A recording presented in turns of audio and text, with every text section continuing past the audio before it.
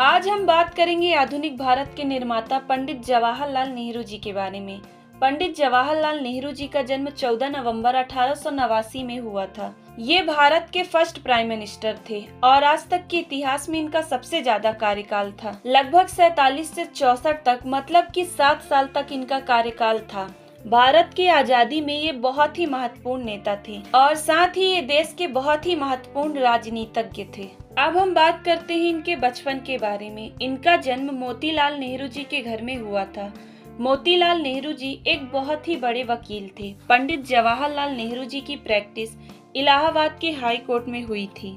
पंडित जवाहरलाल नेहरू जी के पिता मोतीलाल जी एक बहुत ही बड़े वकील होने के साथ साथ कांग्रेस के बड़े नेता भी थे।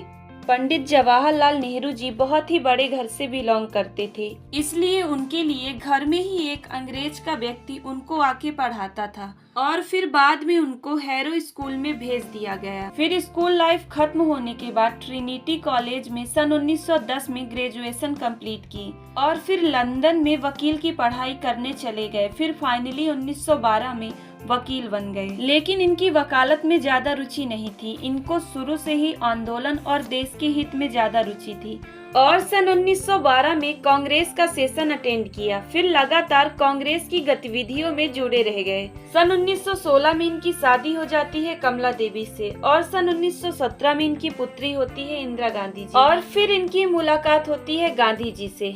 और पंडित जवाहरलाल नेहरू जी लगातार गांधी जी के संपर्क में रहते हैं। फिर गांधी जी ने सन 1920 में असहयोग आंदोलन की शुरुआत की, जिसमें पंडित जवाहरलाल नेहरू जी को प्रमुखता दी।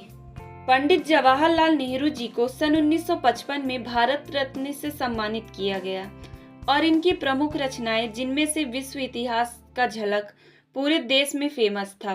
पूरे देश में बाल दिवस के रूप में इनका जन्म मनाया जाता है और इनकी मृत्यु 27 मई 1964 में हुई थी। तो अगर आपको ये जानकारी अच्छी लगी हो तो इसे लाइक एंड शेयर जरूर कीजिए और साथ ही मेरे चैनल ज्ञान की दुनिया को सब्सक्राइब कीजिए।